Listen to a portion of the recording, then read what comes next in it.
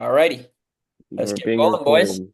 Think and Grow Rich meeting number two. We're starting with chapter 8, which is, Max, you just said it, decision, right? Correct. That's correct. Wonderful. All right. Who wants to kick us off?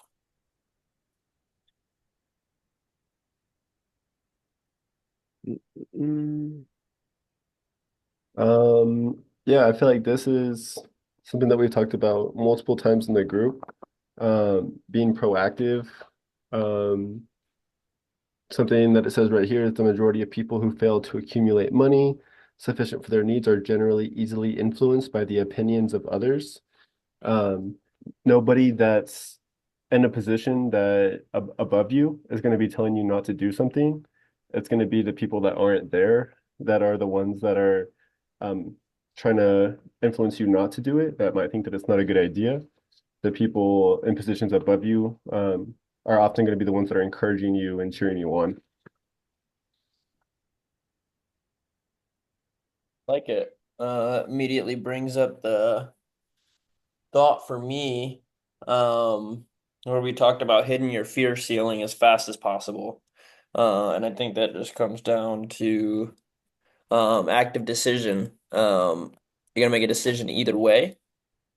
Either which way, you're gonna make a decision. And chances are, if you make the wrong decision, you'll have more time to course correct and get to the right decision uh, before you might have got if you were just sat there analyzing both situations. Mm, So to hit your fear ceiling, to make the decision quicker, is going to be a massive advantage. And yeah, I think even if you're erring on, even if you end up being making the wrong decision more often, it's like you learn quicker, you get the lesson quicker, you bounce back, and okay, cool. So I think just being able to make decisions rapid fire and spend less time pondering. mm, Uh, and obviously, there's a harmony, uh, yep. the being and doing, but I think so much of procrastination is just literally this like stagnation that comes from fear. And so Mm, the quicker that we can hit those ceilings through decisiveness, I mean, they talk about it for a reason. Decisiveness is a superpower. So it's for um, me. and we had just talked about it yesterday too, but like if somebody told you that you were only 200 no's away from like the biggest yes, or you're only 200 no's away from $100 million or from $1 million, then like when you get that first no, then all of a sudden like you're excited to like go out and like get the next no and like the next no. So kind of just like having that mindset that yeah, or to be able to pivot and just learn as you're going and knowing that every form of rejection is an opportunity for growth. Yeah. Right. Definitely what's a wonderful perspective to have. Yeah. Um, Uh, like that also brings up in me like too, like what's like the worst possible thing that like can happen from you taking this action? It doesn't work out. Maybe you're a couple or you're put some time investment into it, maybe you put some money investment into it. It doesn't work out. You lost some time, you lost some money. And then like what's the worst case scenario that can happen if like you never even started it in the first place? Like you have no idea, like you're not in any position to get the yeses or to even like get the nos, because of that paralyzing fear of failure or rejection. yeah. Yeah, I like that. I like that a lot. Definitely reflecting on like how often I just started something, but really it was just a bunch of thinking about starting something and never actually started something. Um, it's funny too, like even over the course of this group, like it comes up to me. For some reason, that's one of the things that like sticks with me is like all of the things that like I said I was going to start and then like didn't start.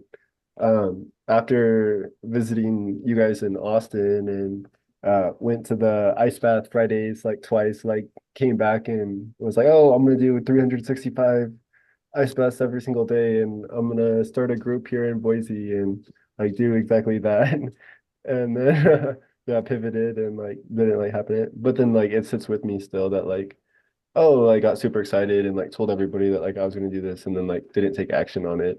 And then yeah, probably like feeling some shame around it or um makes myself be more conscious of the things that I do vocalize and like voice outside to the world and to the universe. Awesome, right? Because I guess you finally you make a decision. Indecision is a decision. Yeah. Uh, in this chapter, I'm particularly fond of the story about Governor Gage and uh, how he quote unquote persecuted Samuel Adams and John Hancock. And it starts off by John Adams and John Hancock,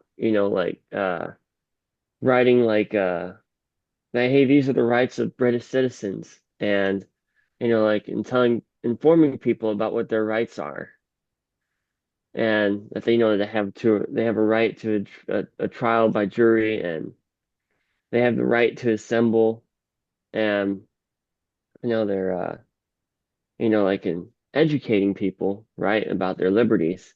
And Governor Gage, you know like uh on down, it's just like, oh, we can't let this happen.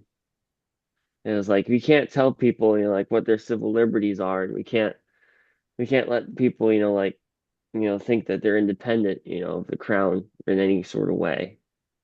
Mm. Um, so there becomes a time, between Governor Gates is actually pushing Samuel Adams and John Hancock, it's just kind of like, and all those founding fathers, it's like the people like him keep pushing them in a direction that, every time, like he comes back, like at first he was trying to be real nice. He's saying like, hey, you'll get benefits from the crown, if you guys just stop, you know. And they're like, no, we're not going to stop. We're going to keep telling people uh this narrative, that they have rights, and that,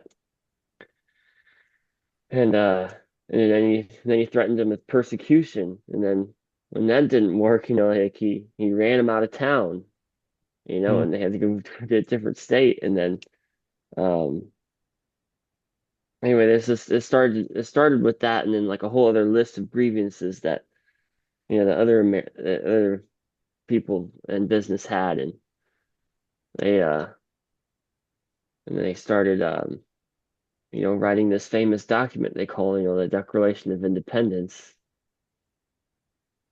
And it specifically states in this book, that by signing this document, that they'll be signing their own death warrants, because the crown really had it out for them. He's just saying like, hey, you know, like,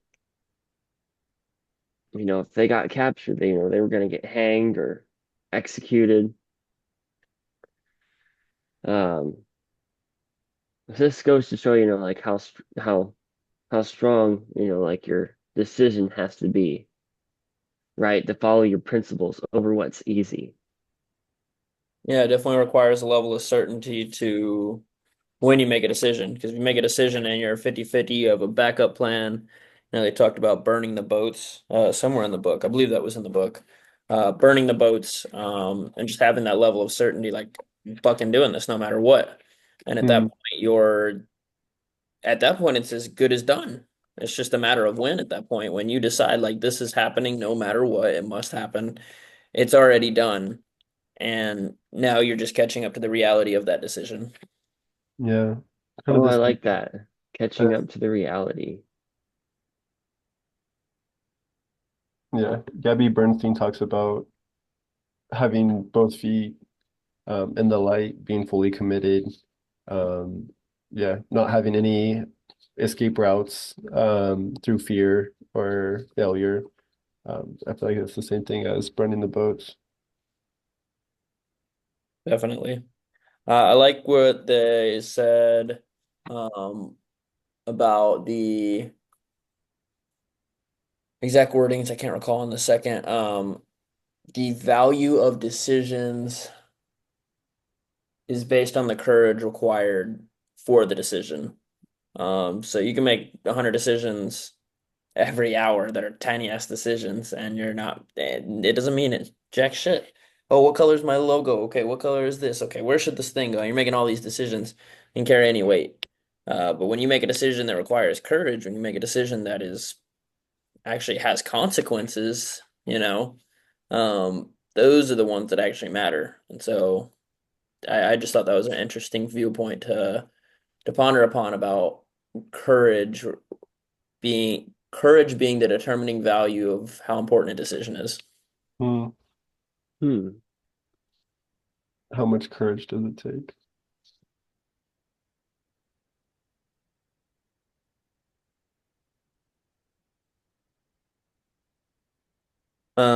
To put out a water tester for the subject, what's a big decision you made recently, and how long did it take you to make it? Hmm. A big decision. Maybe a financial expense like over $500 or whatever, something recent. I can't think about a financial expense that I've made lately, but I'm gonna be spending the winter in Seattle. Um, Pretty big decision there. Started a new business, big decision. Took on a business partner, um, big decision.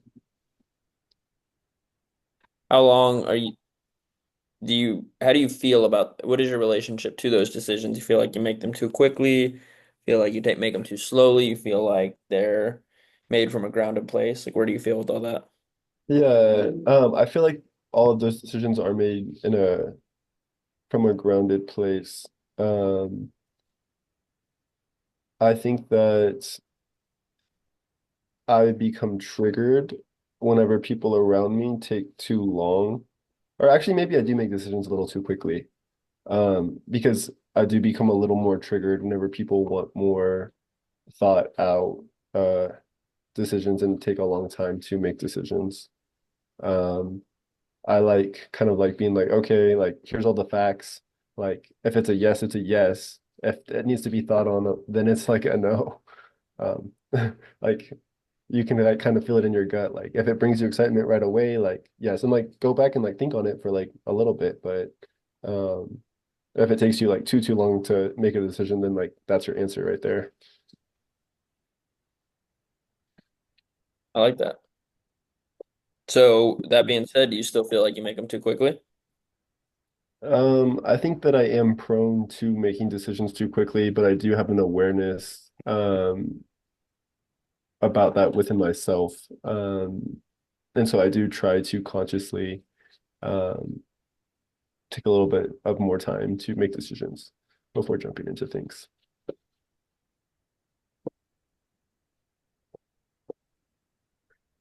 Uh, there comes a time, right, where you have to take ownership for your decisions. Mm, Like, uh, I used to travel, back and forth between Texas and Ohio, and used to not be a very uh hard thing for me to decide because I was like, oh, my parents will pay for that. I don't have to worry about that at all, right? So it's kind of like came as something I more or less expected, right? But as an adult, like I have to factor things in like, oh, plane ticket costs and housing, and then time off work, it's my opportunity costs.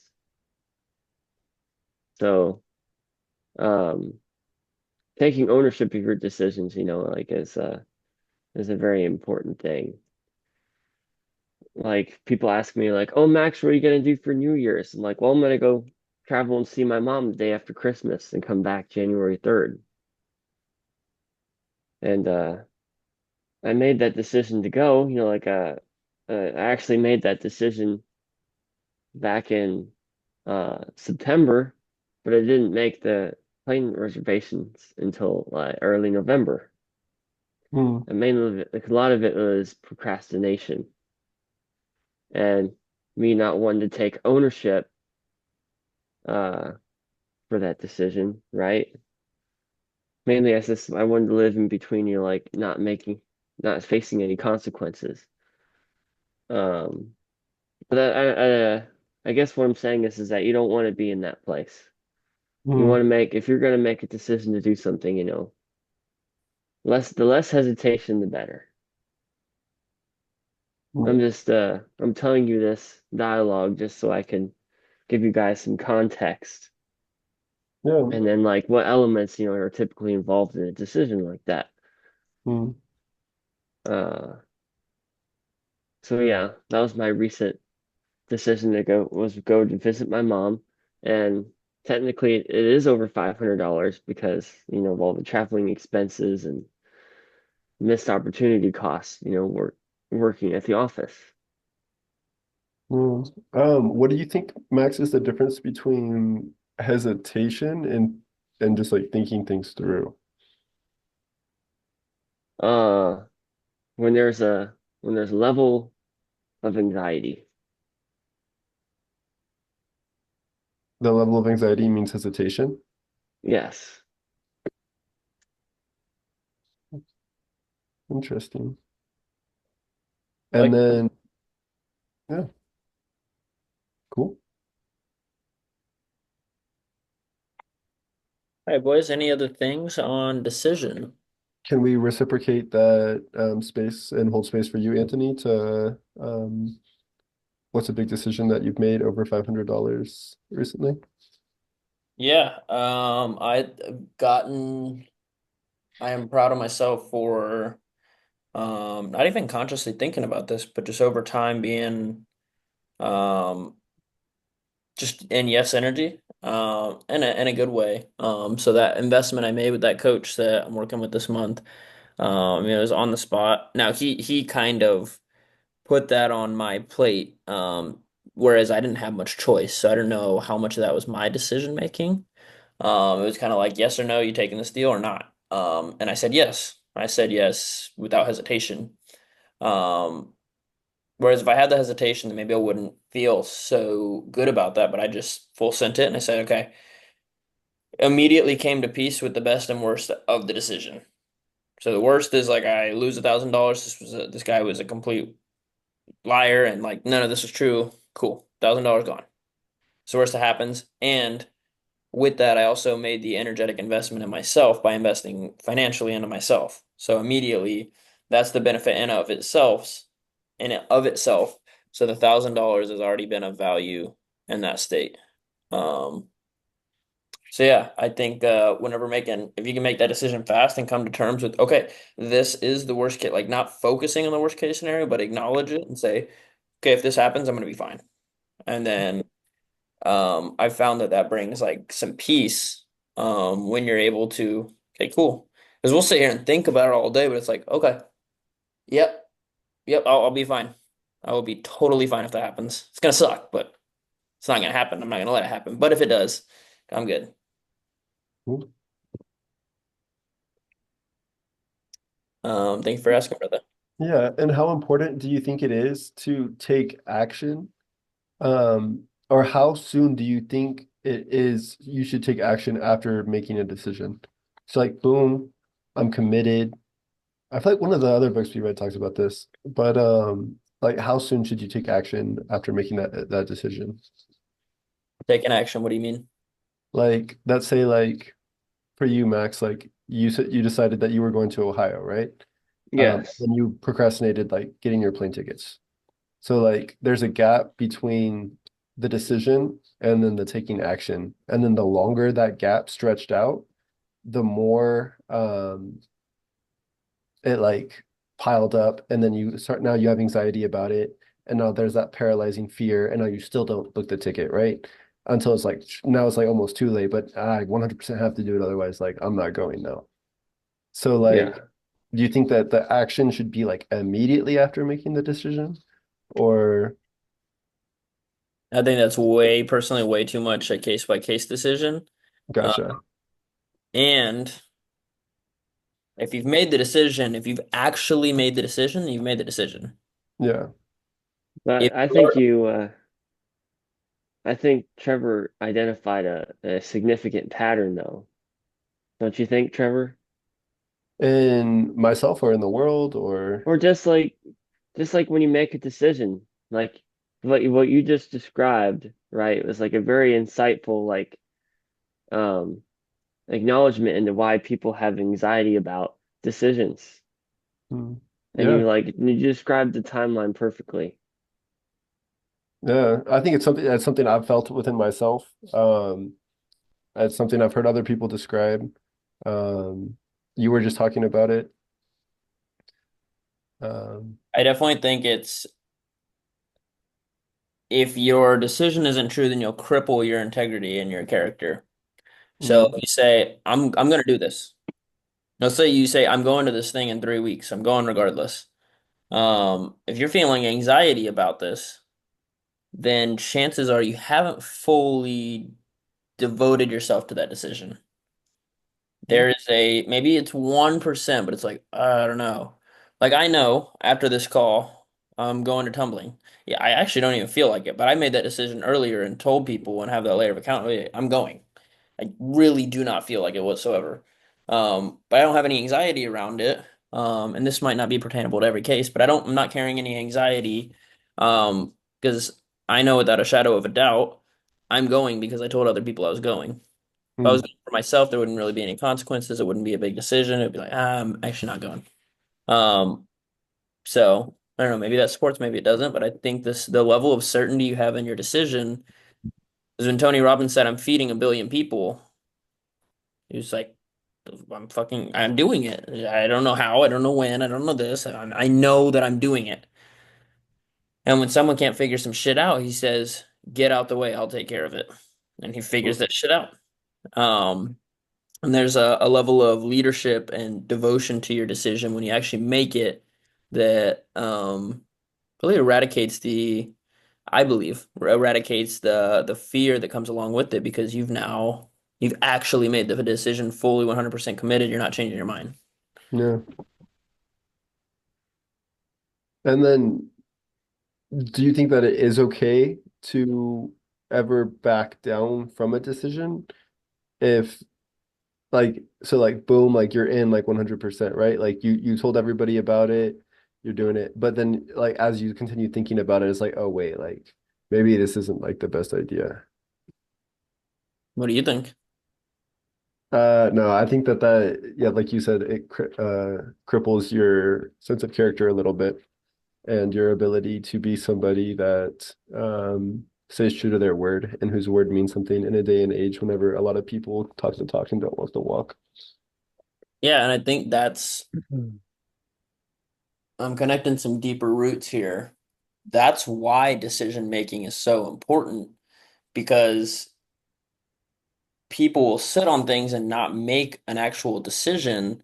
So they're not actually giving themselves an opportunity to build integrity, to build character, to build any of these things because it's like, I'll see when it comes up. Entirely emotion based, entirely Mm, based on how they feel in a moment. That feeling might be fear, that feeling might be anxiety, that feeling might be enthusiasm, passion. You don't know mm, what that feeling is going to be at that time, but because you haven't actually made a decision, or you make decisions, quote unquote, but then you negotiate with yourself. yeah. I was going to get up this morning at 7. I actually feel really good about that. I was going to get up at 7, and I woke up, and I must have woke up mid-cycle. I mean, I was so fucking tired. Um, but usually I'll lay there for a little bit. I'm like, oh, should I get up? I don't know.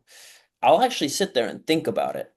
Mm, Today, I immediately turned my alarm, set 30 more minutes, laid back down in less than 10 seconds. Um, and this is metaphorical and not a perfect example for everything in life, but I felt so much better just making the decision. It's like either which way, the relationship with the decision, I made the decision with speed. There's no right or wrong answer. I felt like I needed more sleep. I felt better after I got that 30 minutes, but I yeah. laid back down. I made the decision quickly, put my eye mask back on, and went to bed. I Mm, actually got 30 minutes. But I noticed that when I sit and I wait and everything, then I'm creating anxiety. I'm creating this feeling of like, I should be doing something else, or I should be this. So it's like, this is what I'm doing. mm, Um, so that's a real life example I just experienced. I don't know how many other areas of life that might relate to, but seeing firsthand how, like, yeah, making the decision quick was like was seamless because I actually just made the decision instead of like, I mean, if I had sat there and waited and thought about it, I would have like woken myself up a little bit, and then when I tried to lay back down, I would have gotten like shitty like return to sleep. Uh, Yeah. so I don't know if that's parallel at all, but it feels relative. Yeah, I think so 100%. I don't know if it talks about it in Think and Grow Rich, but I've definitely heard like make the decision and then like yeah, like move on. Like doesn't matter if it's a good or like decision or if it negatively or positively like impacts you, like make the decision, then like don't think about it anymore and like full steam ahead. Mm. And then there is like be like times where you do need to like sit back and reflect and retreat. But like other than that, like whenever you're in like go mode, like you're in go mode. Yeah, Awesome. yeah, I appreciate this dialogue because I definitely feel much more significant. I feel a much heavier emphasis and importance of decision after this little dialogue rather than just reading it. So awesome. It's the intention of book club. Sweet. Yeah. All right. Awesome. For sake of time, let's jump to chapter 9, persistence. Um, I wonder. I'm going to search this. I'm curious if persistence has any difference than consistent. I'm curious to hear That's a you good guys' one. thoughts off the top of your head. Persistence, like, uh, I think has this spirit of perseverance. Hmm. Like persistence is like, hey, in the face of all these obstacles and all these adversities, I Yeah. was, I was, I continued on my towards my goal, towards my efforts. And it's like how we were describing like how we make a decision, right? And then we decide and then we find out like how hard it is, how much difficulty stand in our way. And there's a difference between somebody being persistent and unpersistent to follow through. Hmm. Yeah, you're spot on. It says persistence is the act of continuing to do something even when it's difficult or opposed, while consistency is the quality of doing something repeatedly in a similar way. So consistent doesn't really factor for difficulty or opposition, whereas persistent sounds like it's merely in the face of adversity that you're able to continue. So Hmm. it wouldn't be persistent to I get up every morning and brush my teeth. I'm persistent. Yeah, So he's consistent. cool. So that it gives a little more sense to it that those with intense persistence sounds like intense is already part of persistence. But intense persistence are often seen as ruthless. So they'll kind of tear shit down and get whatever it is out of the way, and they'll just keep fucking going. Who needs a Google when you have Max? I like the next Thanks. piece it says, um, basically saying our default is poverty. Poverty consciousness will seize the mind of those not occupied with money consciousness. Hmm. Basically, if we what's the saying? If we fail to plan, we plan to fail, essentially. So yeah, that's kind of it makes sense and it's kind of crazy.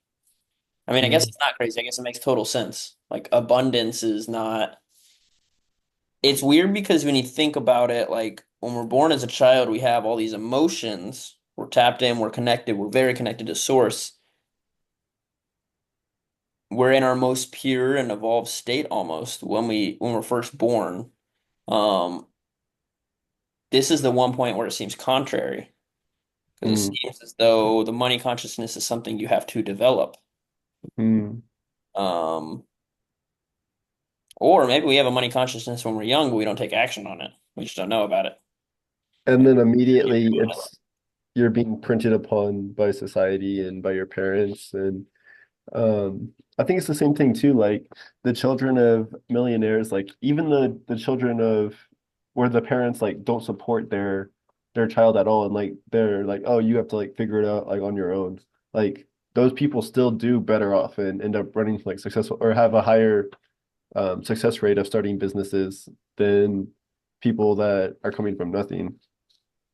Um, so yeah, that relationship around money, um, and that mindset, I think is a huge factor. After reading this chapter, I decided that my made a decision that my word for 2025 is going to be persistence. My word for 2024 was actualization. Um, and yeah, my word for 2025 is going to be persistence. Hmm. So And persevere, yeah, persist through this next year. Right? I think we covered a lot of what not what persistence is not. Like Mm, when we were talking about the decision chapter, it's like lack of planning, lack of organization, lack of leadership in your own life. mm. I feel like this group teaches persistence. Hmm. And then having that fear of outside opinions. We talked about that too, fear of criticism. Mm, Uh, but what does develop persistence, right? We were talking about having that burning desire, that hunger to have that purpose fulfilled. And you could even say that Tony Robbins is hungry oh, he's to super. feed those billions of people.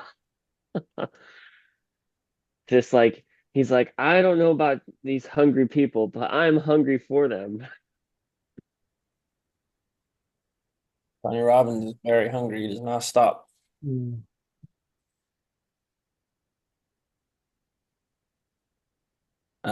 Persistence is insurance against failure. Kind of goes along, very much so builds on decision.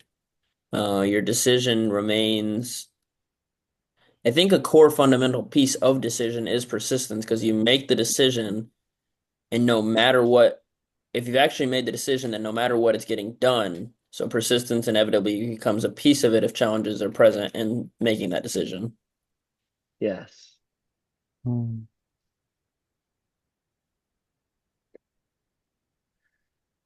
You guys want to hop to 10?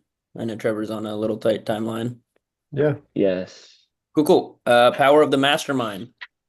Power in reference to here comes from organized effort of two or more people and is necessary for accumulation of maintaining riches.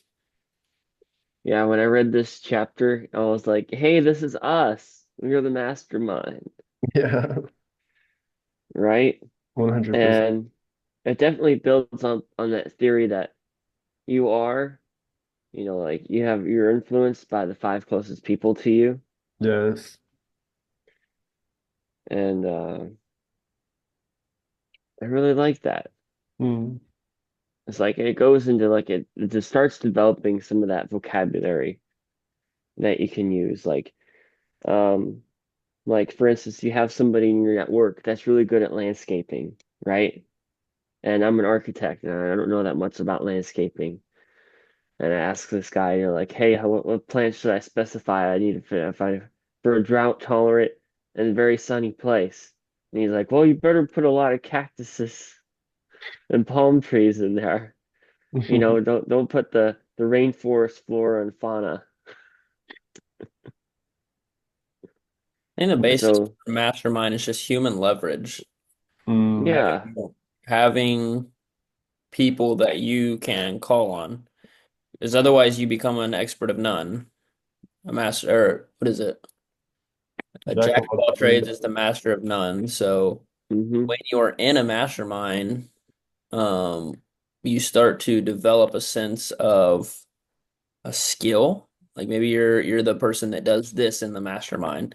They're not necessarily on your team in your business or whatever, but I think it's a foundational piece that enables the solopreneur to not be the jack of all trades because they then have the human leverage to crack the codes in these other parts of their business. Mm. Even Absolutely. even if that means you just leveraging tools and knowing the people who know the tools to support you. It doesn't always have to be human capital. Yeah, Right? cool tool. You got to build on other people's expertise. Mm.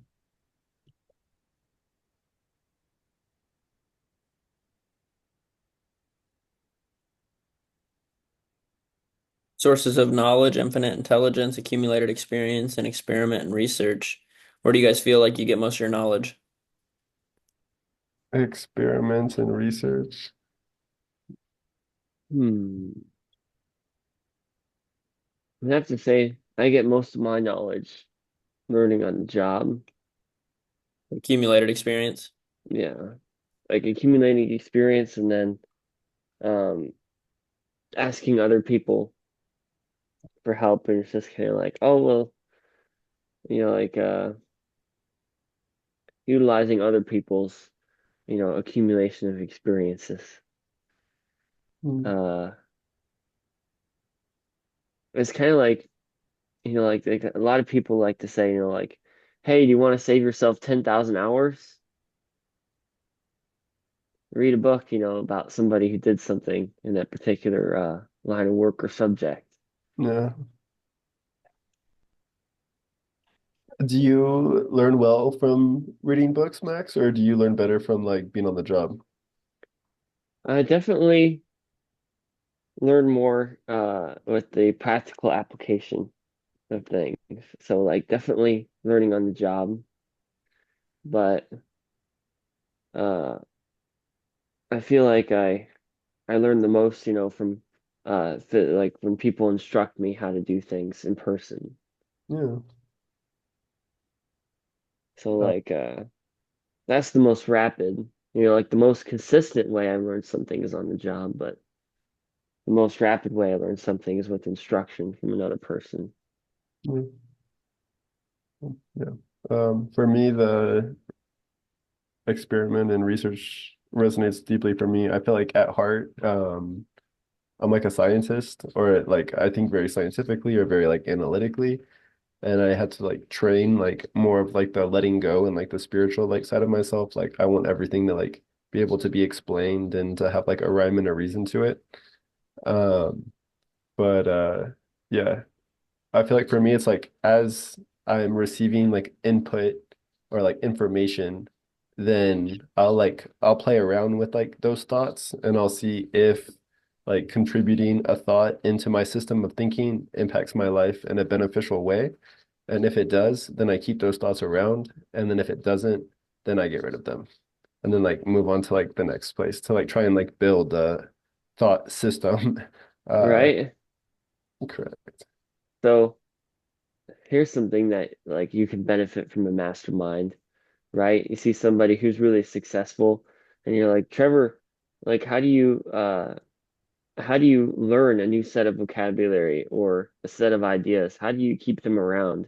And you'd be like, oh, Max, I have this cool hack where I put these magnets on my refrigerator and I have them there every day or every time I open the fridge. Well, yeah, that's cool. Uh, Yeah, yeah, just I plugging it think right that's in your subconscious mind. yeah, Um, I listened to an Emily Fletcher podcast a little while ago, but she had a relationship with a friend, and all they would do is they'd go on walks, and all they would do is just mastermind. It would be like the going back and forth between who is the person that you want to be, and then they would just like build off of that, like speaking about that as if it was like right now. Like for me, it would be like maybe like you're like, oh, Trevor, like I can't believe you just closed that $500,000 deal. Like, how does that feel? Like, what? Like, that's crazy. And then like just like that line of uh building on top of each other of where they want to go was like their entire relationship. And I thought that was a cool form of masterminding. Hmm. right. So it also has to do with building up your vision, Yeah.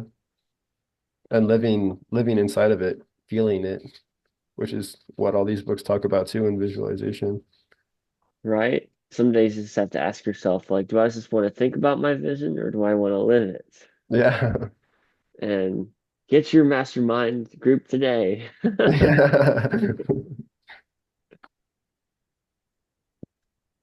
Let's go ahead. Thank you for that share, Trevor. Let's go ahead and hop into chapter 11, Uh, Mastery of Text Transmutation. I think my last thing for the power of the mind, I think it was in this one, whenever he talks about like McDonald's or he talks about breakfast in New York City being like a Oh penny, yeah. and he talks about rent being like $20 or was it $200? Something like he t he's talking about New York City and he's like, oh, like it's the most clean food in the entire world. It's like a cultural masterpiece where you can get any kind of food. Like nowhere else in the world is like this. Like nowhere else in the world can you get breakfast for 1 cent and your orange juice for 1 cent. And I was like, whoa, like just a Yeah. completely different world. It's like the all that wouldn't be possible, without the cooperativeness, of millions of people working together. Yeah. And the demand that those millions of people create.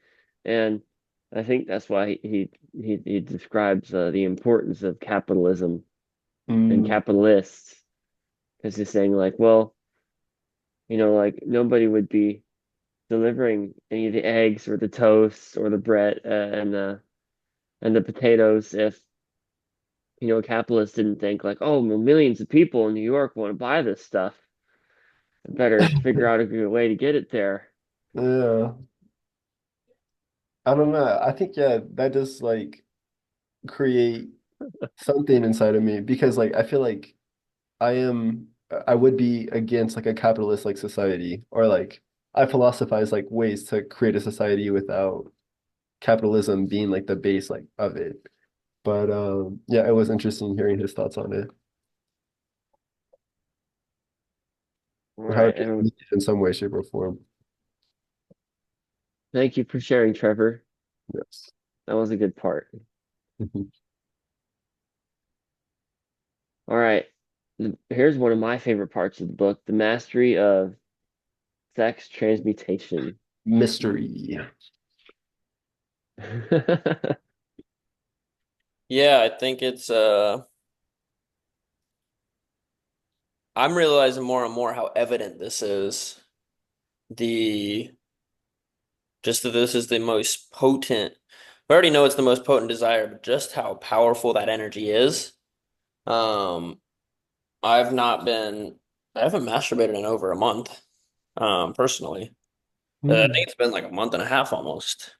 Um, and I'm finding a correlation with like my daily energy, I don't know, I think energy is a choice, they say, but I think when you're tapped into and you're just full of that energy, um, I feel more vital. Hmm. And personally, with that being the case, like your arousal levels, it can be a little tough to contain. And yeah, today was the first testament in a long time, and I was like, I almost went to, and I was like, how good have you felt lately? And you know it's gonna last like a few minutes if you go. Um, Hmm.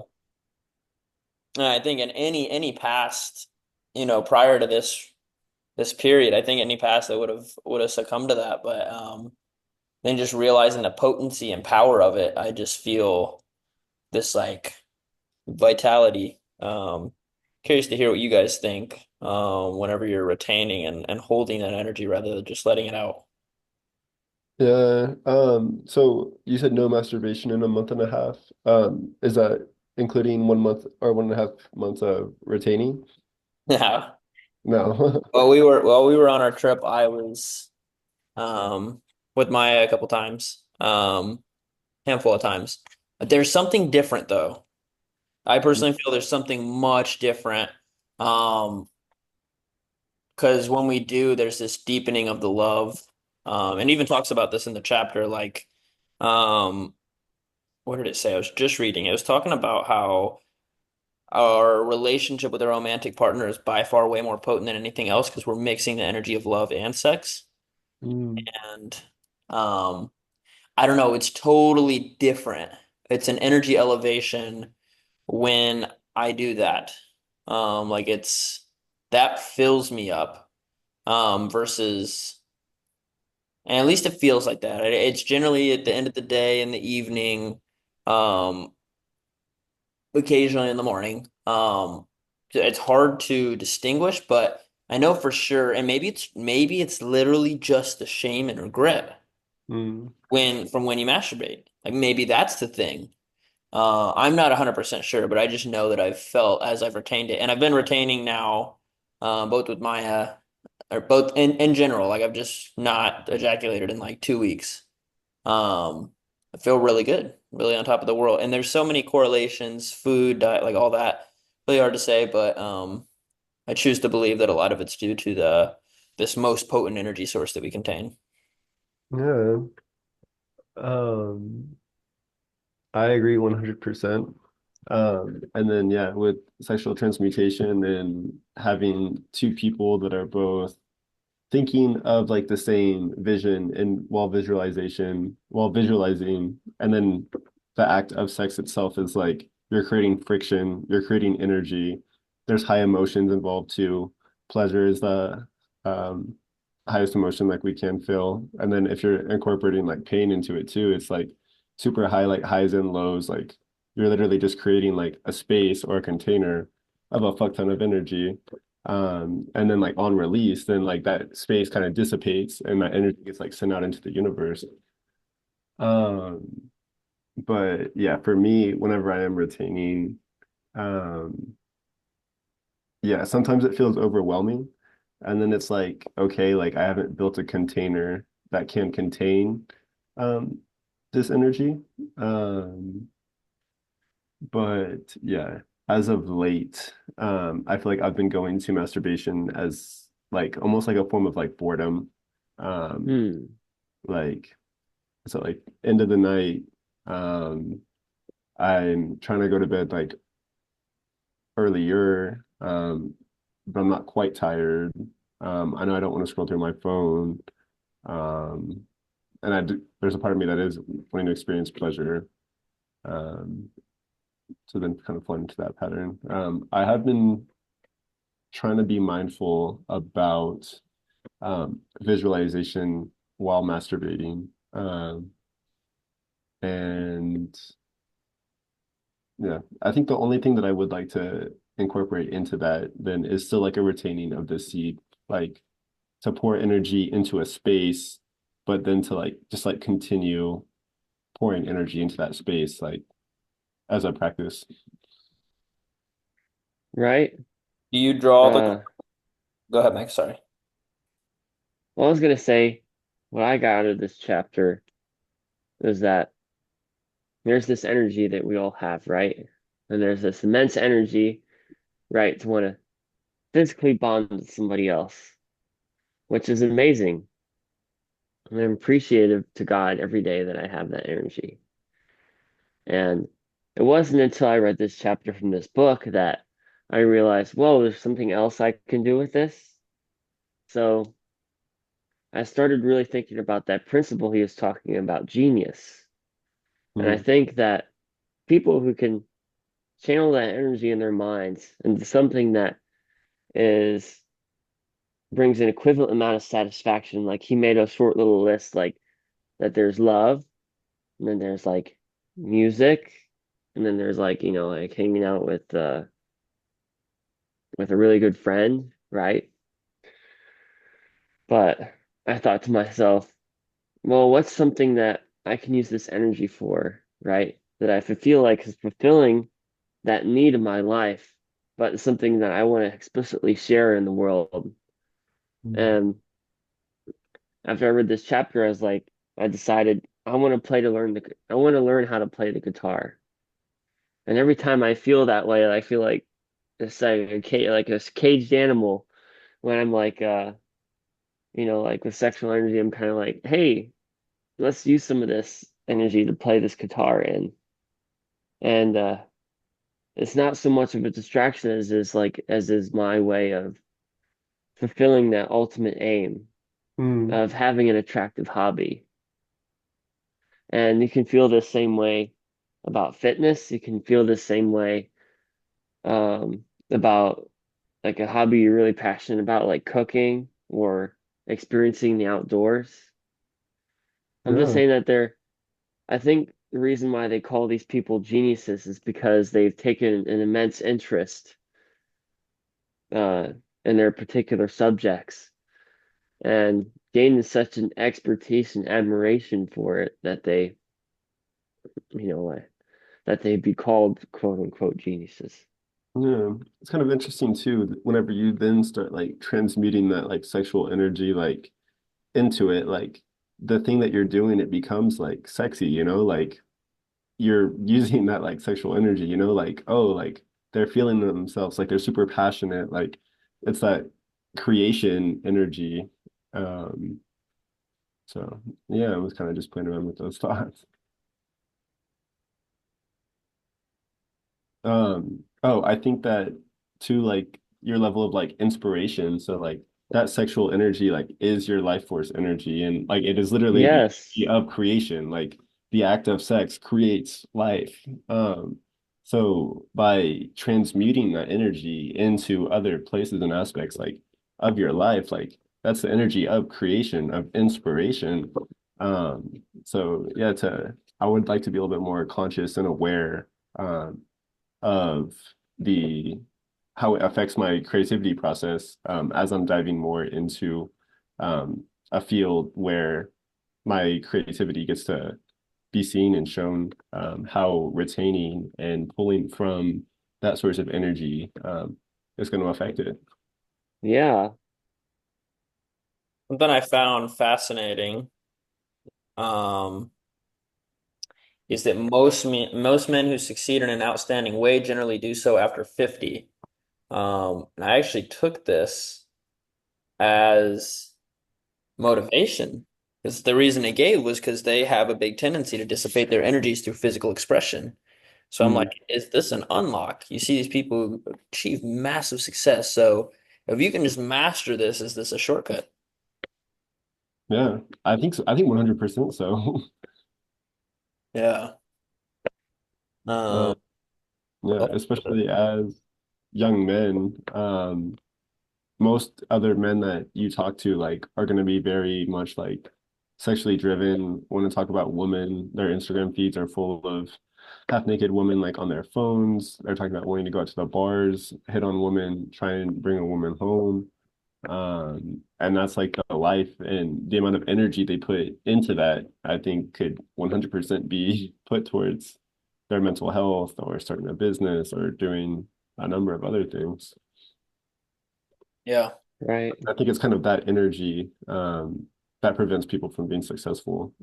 Just because there's not that there's anything wrong with it or whatever, but there's a lot of space and a lot of energy there that could be being put into other aspects of your life. You feel, and question for you guys, do you feel a correlation with masturbation leading to a lack of discipline in your other habits? No. I don't think so. The reason I asked, at one point it said sexual overindulgence may destroy reason and willpower as well as lead to insanity. Um, if I'm, for me, it comes down to chicken and egg though. I'm like, I do feel much more disciplined when I'm not releasing myself. But is that just one of the one of the responses to something else, or is that the reason? Mm. I know there's definitely got to be some correlation, but again, chicken and egg, I don't know which comes first. I would like to think that it's the act of not releasing that then does create that increase in energy levels. Um, and then to just be hyper conscious of whenever you are in states of high arousal to um, go create with it, go work out, go pour that energy into something else instead of letting it overtake you. There's also Forgot where I heard this. Um, but something about the act of releasing, um, oh, I can't remember the exact context, so I'm paraphrasing, might be even making up pieces of it. But there was this point amongst the theory that said that this is the part that I know to be true, says when a man releases himself, when he ejaculates, he is complete for the day. I know that for a fact. Um, and that was the part. I can't remember what the basis behind that was. I can't remember if it was just that we've become so primed to be on the quest of sex, or if it's something more primal, Hmm. that is in relation to the creation energy that is actually what we're releasing. And I've experienced a few times where it's this very deep creator energy, and it's only been a few times, a handful of times where I've released, and this is with Maya, a partner, where I released and I felt like it was creation. It was almost like this very divine experience where it was like being reborn in a matter of in a snap, in a second. It was just like, and I felt that Mm, energy of creation, and my mind immediately went to like, I just created life, which is literally what is inside of us when we do that. It's literally our sperm cells or other life. But it was like recreated myself in that moment, a very, very deep experience. But anyways, the point being, that when we release ourselves, something in our mind turns off, and it's like we're complete for the day. mm, Which I used that logic at one point to keep it to the evenings and never in the day. Um, which is still releasing yourself again, no right, wrong, just is it serving you? And since have changed that, but that's something to keep in mind if the need is there and you feel that. And I'm curious you guys' thoughts on that, if you guys have any resonance with that statement. Right. yeah. I think sometimes for me it's like whenever it gets like so loud that it's like hard for me to think about like other things, then it is like okay, then like boom, like after release, like okay, now I can focus on like everything else that I need to be focusing on. But I think that could also just come from like a lack of willpower or a lack of discipline. Um, but I don't know if I feel like at night maybe sometimes it would be more of that like okay, now I'm like done for the day and now it's like way easier for me to fall asleep. Yeah. Hmm. And that's the point I'm getting at is there's a trigger in our mind says, "Oh, I'm complete for the day. Like my mission is done." Uh, Yeah. I'm curious, Trevor, so you just mentioned something. I'm curious, do you feel the statement you made, you feel in alignment with, oh, I can actually get back to more focused? Or, and this is what I believe, it's why I asked, or do you think it's just a matter of not being able to hold that sexual energy? I think it is a matter of not being able to hold it. So it's like the container, the amount of energy I'm trying to hold inside the container. I'm trying to hold more energy inside of a container that's not big enough. Which then I think would just be like a lack of I think everything maybe. The amount of discipline I'm showing inside my life, the amount of self-love I'm showing myself, how I'm showing up in the world, how far into the abundance am I tapped into? I think it all ties in together. Something else that just came to mind. I'll share it, food for thought. When we feel so attached to the physical, that we feel that the container we're held in is just this body rather than an energetic sphere that stretches outside of ourself, which at which point we realize that we can hold an infinite amount of energy. Yeah, yeah.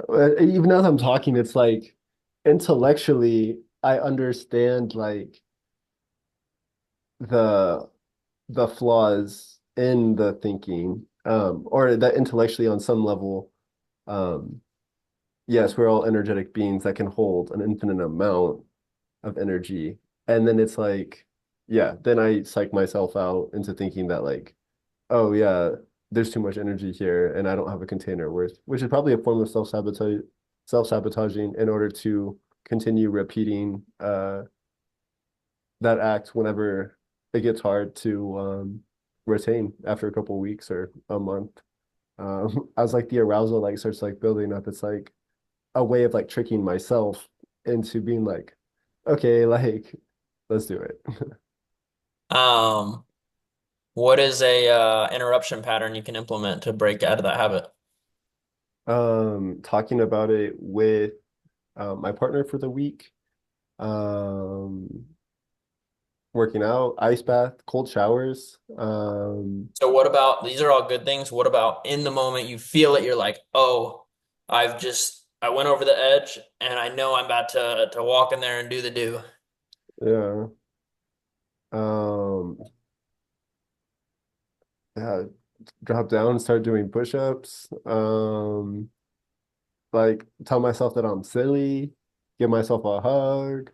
Oh, I'm like, let me get back into the observer seat and let me just like observe like these like this feeling. Yeah, splash some cold water on my face. Try something, stick with it, see if it works. Actually, it Yeah, will work because it's just literally if you decide like when I do this, I don't do this, then it's just a matter of actually making the decision. yeah, Um, for me, when I was because once you're in it, and then you're so conditioned and it feels hard to break out of it. And then when you're out of it, it's like it's actually harder to go do that thing than it is not to do that thing. Um, yeah, so what served me was like when I would get really like pent up, the energy is really heavy, and I'm like, ooh, and I'm like, nope. yeah. I generally I would go for a walk, Mm, to get outside, and then like something about being in there is just expansive, and that energy feels like it can, maybe it's that reminder of we're more than the physical, we're this energy field. That really worked for me was just getting outside because it's too when I'm in the apartment in a confined environment that is mine versus when I'm outside, it's like my mind's not even there. mm-mm, no. Yeah, and speaking of the mind and yeah, changing the environment and like being like outside too, and the space is completely different. I know we've talked about parenting a couple of times like in this group and like different ways of like disciplining a child. This is because I literally just saw this and you were talking about outside to change the space. But Preston Smiles, who I know you know Anthony, um, he was just talking in a podcast about so he has two kids. He had put them to bed at like 8 o'clock and at like 9:30, like he hears them like yelling at each other. So like he goes up there and like one of the kids is like crying and won't like stop crying and the other kid's like jumping up and down in the bed. So he's like totally like, hey guys, like come on, like it's bedtime, you know? So like the one older kid that was jumping up and down, like he gets back to bed, but the other kid won't stop crying. So he's like, hey, like if you don't stop crying, like I'm gonna put you on my shoulder and like we're gonna go outside. And like the kid's like still crying. So he like picks up the kid, like puts him over his shoulder. He like then takes the kid like outside, puts the kid down. And then now it's like, oh, like 1 second the kid was like in his own world, like in his bedroom, comfortable, like crying. And now it's like, oh, it's like nighttime, the moon's out, there's like noises and it's a little cold and like quiet. And then like now like the kid's like maybe like a little scared. Then he like gives him a hug. And he's like at first like the kid's like panicking and like like ah no, like don't hug me. And then there's like a softening. And then it's like, okay, hey buddy, like when we go back inside, like it's bedtime, okay? And kid's like, oh, like yeah. But just like, yeah, same thing, but like the disrupting of the space, getting switching the mind off to being it, yeah, now you're outside, the energy's expansive, it's different. You're Hmm. feeling the fresh air. But yeah, so for me, I was like, oh, like that's such a beautiful way of creating a change in patterning for your kids without having to discipline them. Like he didn't go in there and fucking smack him on the ass or whatever. So yeah, I thought that was interesting. But it's a little past 6. I gotta go. I love you, brothers. I hope you guys have a beautiful rest of your book club, and I'll see you guys when I see you. Love you, brother.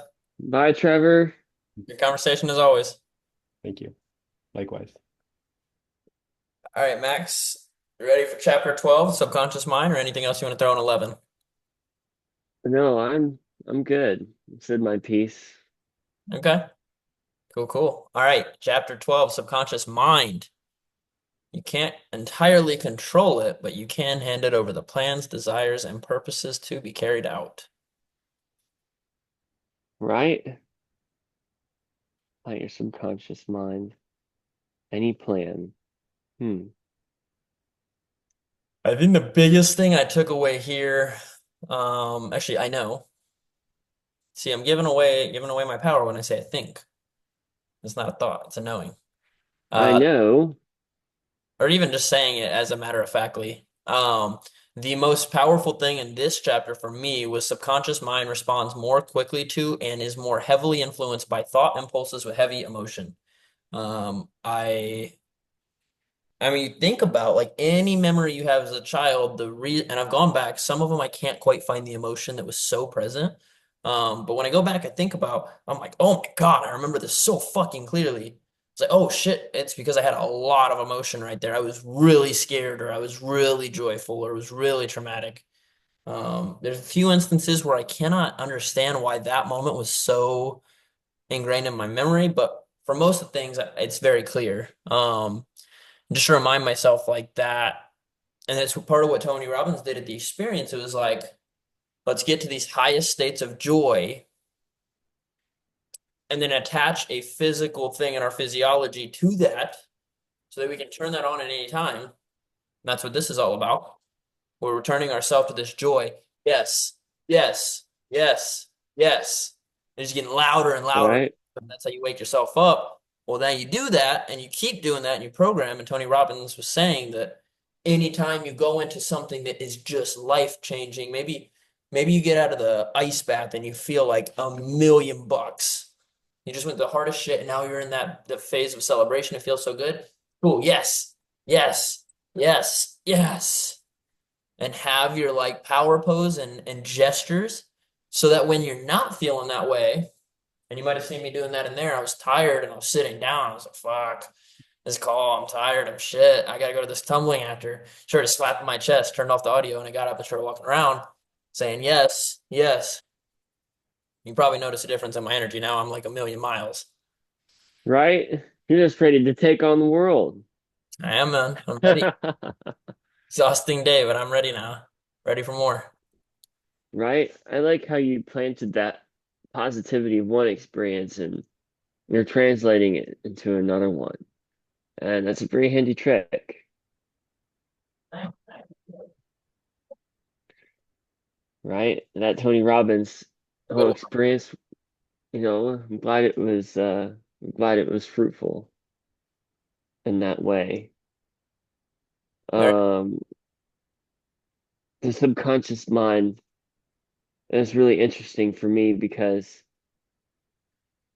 uh I think he's onto something when he says it's kind of like a medium to infinite intelligence. And I feel like you were saying it too, just in like the last call we were talking about on Monday, saying like, hey, the more decisions you make up front, right, the less you have to think about it in the morning, right? And the more efficient you are going to be throughout that entire process. Yep. And I feel like that's utilizing the tools in your subconscious mind.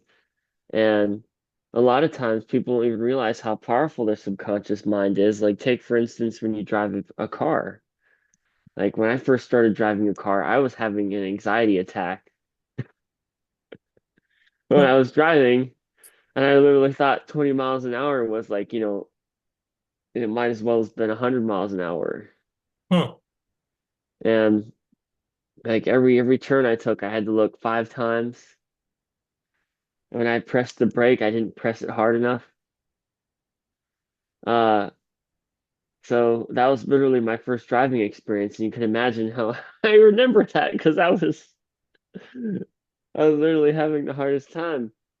But after that, like now my subconscious mind is just getting to the car and I'm like speed racer go, like flying around curves and I'm like I'm constantly like switching between like listening to a podcast or a song or trying to call somebody or checking messages on my phone and I'm driving. Yeah, it's crazy. And it's So, the same exact task. yes, It's that totally crazy. so I feel like that's the power of the subconscious mind, like tasks that used to take a whole bunch of effort and subconscious thought.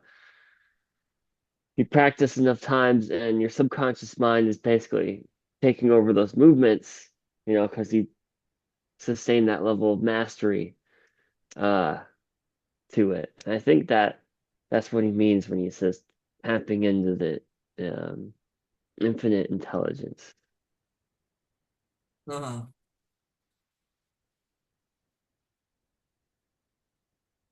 Do you have any experiences like that? Driving is the most certain one. But, I mean, repetition, it's just like you're downloading a program. You're literally downloading a program. You drive home, first time you need all these maps, I can go almost anywhere near downtown and I have no problem. I'm already programmed. I know which way is north, west, mind my fingers, north, south, west, north, east, south, south.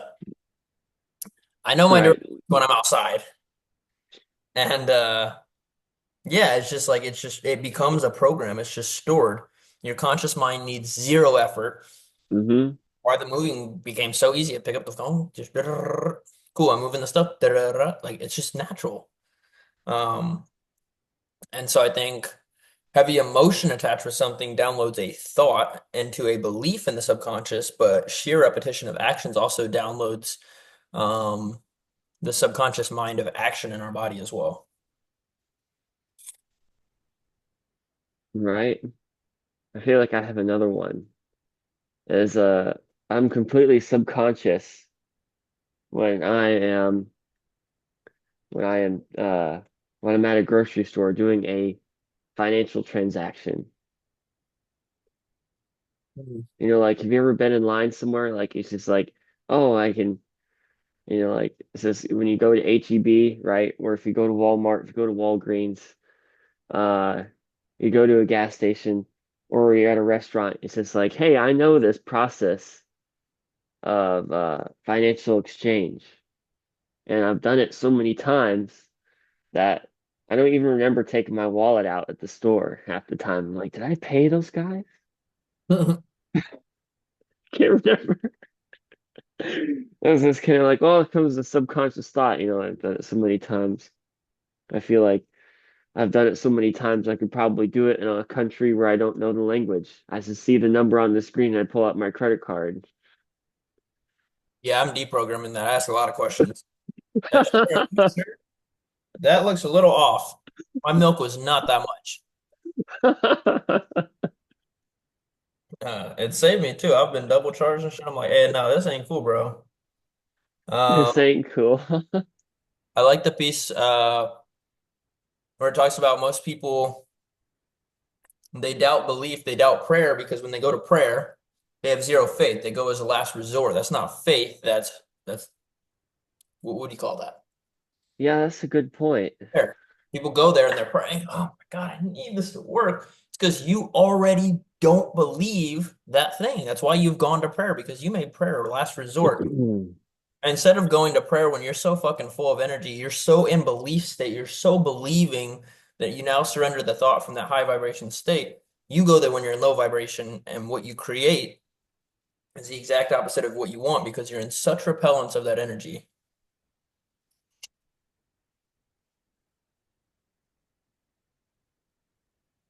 I was just I was trying to relearn how to spell the word infinite. It's like infin, I-T-E. There's no A in there.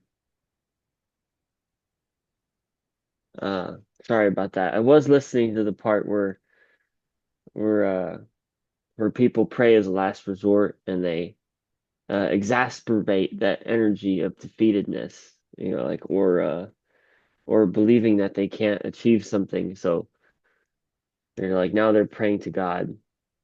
And I do agree with you that there's a theory in the book, it's just saying like, hey, you're auto suggesting to yourself that you can't accomplish this task, right? Versus like having faith should be in the opposite, saying like, hey, I believe in myself, I believe in my God, and I believe in this righteous cause.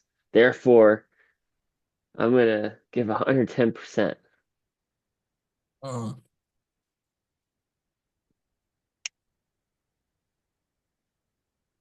And I feel like that's the people who really do succeed, like in causes that they believe in, right? Because they believe it's righteous, not just that, hey, like it'd be really good if I got this done, or like, oh yeah, it'd give me another $10,000 in the bank. It would be like, no, this is a righteous, and like this is a righteous act, and it's just.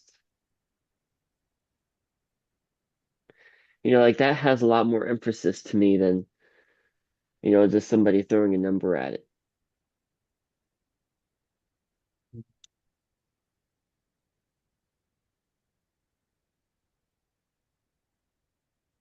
Um, yeah, faith is just a self-fulfilling prophecy, it feels like.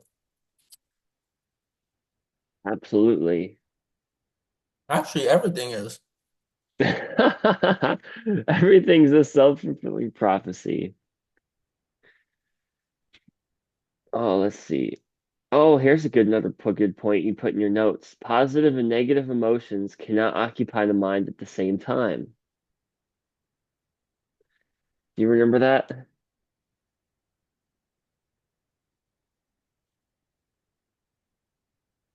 Love and fear cannot. What I got from that is that, like positive and negative thoughts, hey, they're going to come all the time, right? But the frequency that you choose to live those thoughts, that's up to you.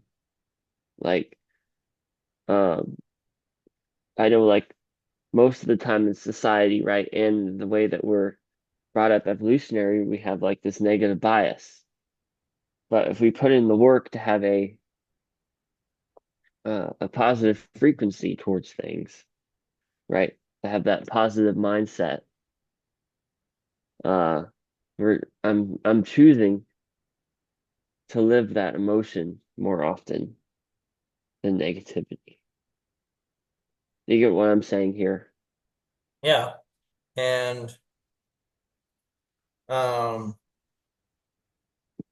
it's all it's literally based in what you believe, or rather, sorry, not what you believe. There's three things you can focus on in any, there's three things you decide in every moment. Hmm. You decide what to focus on, you decide what that means to you, then you decide what you're going to do about it. Most of the times, nothing. Just think. Hmm. So, what you focus on, you can get this wrong. I'm going to focus on that I like, let me give you a good example. Something happens and you say, okay, I'm going to focus on my computer dies. I'm going to focus on the fact that my computer died. Okay. Very neutral thing. I'm going to focus the fuck out of this. It's innately neutral. So it doesn't matter that much. There's a million other things I could focus on, but I'm going to focus on my computer just died. Okay, now what does that mean? Well, if my computer died right now, we're on this call, my mind could go a million different places. Here are the two top things I can think of in each direction. Number one is the negative. Oh my fucking gosh, that did not record. Max is gonna be pissed at me. Max is not even gonna go to the program. He's gonna do a chargeback request. He's not even gonna go to the retreat. Max is gonna be fucking pissed. He thinks I hate him. Some wild shit. The same exact thing. Max knows that was such a great call. Oh my gosh. I gotta learn this lesson. I gotta keep my stuff more charged. Totally the same exact thing happened. what you decided it to mean was two totally different things. Hmm. And there's an element of focus too. Am I focusing on the result? So the other side is, oh, fuck, my computer died. I did it again. Like, I'm such a dumbass. This is just a confirmation that I'm a dumbass. And that's the perspective I took. Or I took the perspective, you think I'd learn, wouldn't you? And I can laugh about it. And it's literally just deciding what that means to me. And then what am I going to do about it? I could let it be dead. I could turn it back on. I could order a new charger. A number of things I could do. But where all the power is decided, I think is mostly in that second one, but the first one plays a factor too. So we had what we decided to focus on, the meaning we assigned to it, and then finally the decision What we we do. decide to take. Mhm. Decision, what we do about it. I like your rephrasing of that like what we do about it. It's like it translates it into layman's words. Yeah. Everything is the meaning we assign to it. Literally nothing means anything. It just is. Literally nothing means nothing. Nothing, everything means nothing. So in Hmm. that state, why don't you pick the most empowering belief about what that thing means to you? Hmm. It's your choice. Always is. Right? So choose something that's empowering to you. Every time. People, one of the most disempowering beliefs, I believe, which keeps people fearful and stuck, not to get religious, but when people have this projection, oh my God, God is going to cast so much wrath over me. I'm going to go to hell. I'm going to suffer forever. I'm going to all this. That's not very empowering. That's going to keep me in fear. Maybe I'll do the right thing, but I did it because of fear. I was scared of what was going to happen if I didn't. Hmm. Or you could say, hmm, God loves me no matter what. Look at this life he's given me. He gave me a world full of universal laws that all make complete and utter sense. I live in a world where I can do whatever I want. And even when I make mistakes that I know aren't right by me, and I know God wouldn't be proud of, he still loves me. And that grace is actually what allows me to choose again from a place of love and not fear. So, which of those is more empowering? Most people fall into a belief that God is this wrathful God that's going to punish us. I don't buy into that whatsoever. Um, but if that's the way you think the world is, that's what your blueprint of the world is, well, then guess what? You're going to be fearful. You're going to be scared to make a mistake. You're going to scared to be human. And in turn, when you're acting in that way, you start to form resentment. You start to judge other people more harshly for what they do. Ultimately, judgment's the worst thing I think that comes out of that. God's not here to judge us. Um, so it's empowering belief or disempowering. What's going to empower you? And ultimately, if you live in a state of empowering beliefs, then you're ultimately going to be rooted to something that's aligned with your core. And I think at our core, we're all the same. We all believe pretty much the same principles about what it means to be a good person. But when we get hurt, we start to distort those laws and think they mean something else. Hmm. Right? Thank you for that framework. And I think, like I think your values are deeply Christian. Like when you said, like, hey, when we have a forgiving God, and that, like even though like I may make mistakes that aren't right by me or right by others, like I know I have a forgiving and compassionate God that's gonna forgive me uh for those mistakes. And I think that right there is kind of like the thesis of kind of like who Jesus is. So I appreciate you verbalizing that. Of course. All right. We're almost at time. Let's look at these last three. And thanks for the acknowledgement, Max. Yeah, Not need to cut you short, but I got bounce 7:30. So we my got fix. brain, our broadcasting and receiving station for vibration. Um, I didn't find too much value in this personal section. Anything there for you want to share briefly?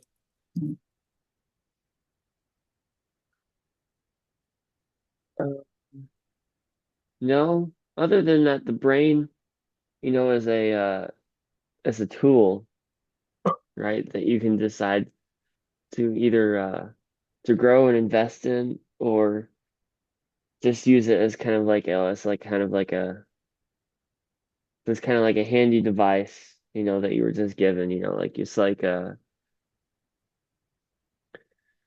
someone, can tell you like, oh yeah, I use a hammer to I use a hammer, when I do all my plumbing jobs, right? And when a hammer is supposed to be used to, you know, uh put in nails, to saying like, oh no, no, I use my hammer for something else.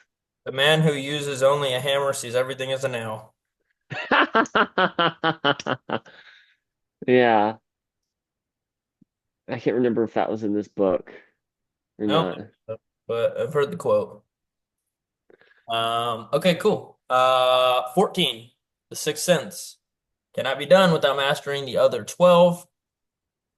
This is the receiving set, the medium of consciousness. This is intuition. This is that knowing. This is that connection to the divine. Um, and I think we have to, I mean, I think the book even talks about this. This is something we have to cultivate, not something, we all have access to it, but we've covered it up.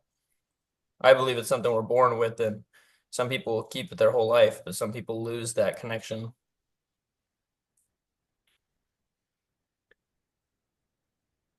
Right? Share on your opinions.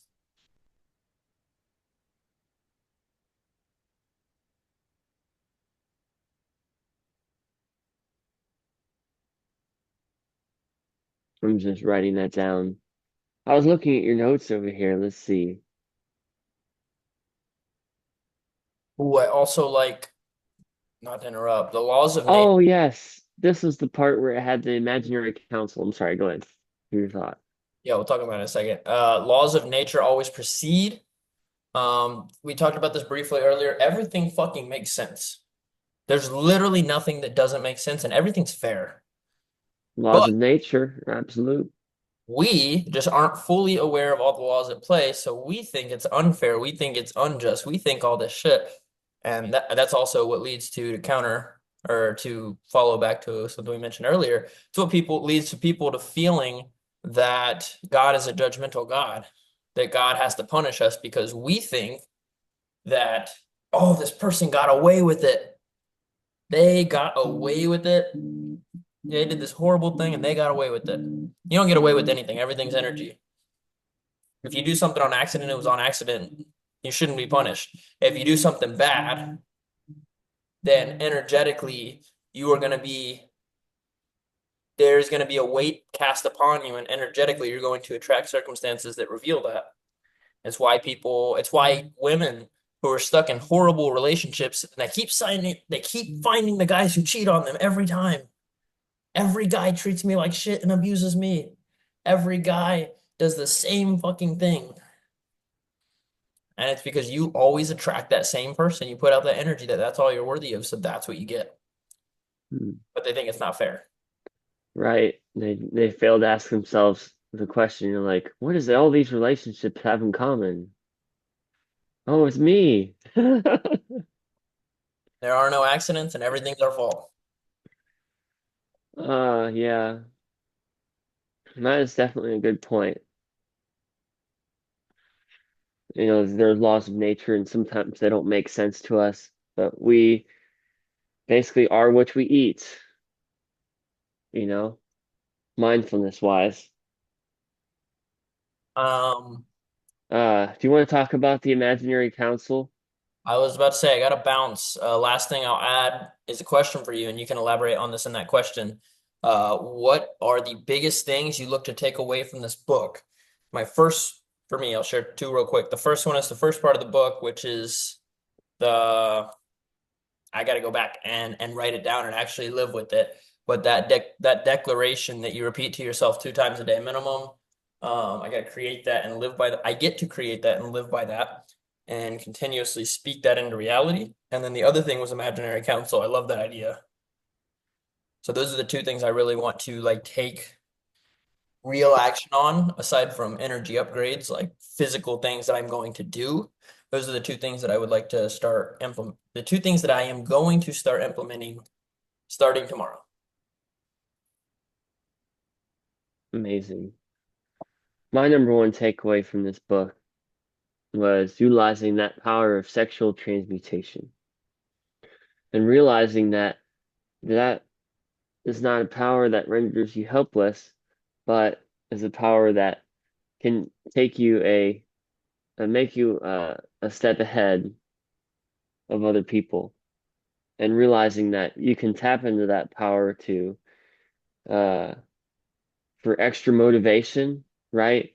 For an extra depth into a focus into something, or or um or just seeking out that or seeking out that source of inspiration from a woman, right? Utilizing that, like, to saying like, hey, I need to find someone in my life that inspires me in that way. You know, like all of those things about sexual transmutation I want to involve in my life. Beautiful. Did you want to make one? I got to bounce here very quickly. You want to make any comment on the imaginary counsel? What value you found in that? I found it immensely valuable because people who we admire in our lives, right, and take great study to, are people that we can actually imagine talking to us. And the guy in this book, Napoleon Hill, had Abraham Lincoln in there, and I think he had a deep admiration for Abraham Lincoln, and he had like a deep sense of what he would say as per counsel, right? Even to the point where like he would imagine his mannerisms, you know, like him coming in late or him putting his hand on his shoulder and saying, "Oh, my boy, you have to lead this generation of people to a better thought process than where they are now." And I feel like we all have an imaginary council, right? Of characters in my mind. And and it wasn't until I read this chapter, you know, like that, you know, like they really can be brought to life. Amazing. But yeah, write it down and start to make that real. And even use Ask ORI to put them in conversation. Right? Crazy enough, last thing I'll add, and I gotta bounce. And All my right, one more thing. ladder's about to bust. All That's why. right. Um, literally just got a text. Power of AI. Just got a text. Hi, Austin Furniture Assembly Pros. I found y'all through Chat GPT. That is a new one. Very fast. Is It's that the thing you wanted to share? yeah, AI technology is popping off, man. I don't even know what I did, but we're on there. Cool. I'm glad that, you know, somebody asked the less because we're some movers and they found you. Yeah. Awesome, Max. Any final words? In this book? Any final words is that start now. Whatever whatever process you're doing or whatever you're going through, you know, like you think that it's too late to start something. It's never too late. I think that's another thing I got from this book and from this mastermind group in general. Just Beautiful. like if you're afraid to start something, start now. Hit that fear ceiling. All right, Maxie. I love you, brother. We'll do our check-in. What time are you going to bed? Uh, like 10 o'clock. Then okay. If we don't touch base before then, we'll do audio. Perfect. Sounds great, Anthony. All right. Good luck with your trampoline thing. Love you, Max. Appreciate it, buddy. Yeah, I gotta find the hang up button.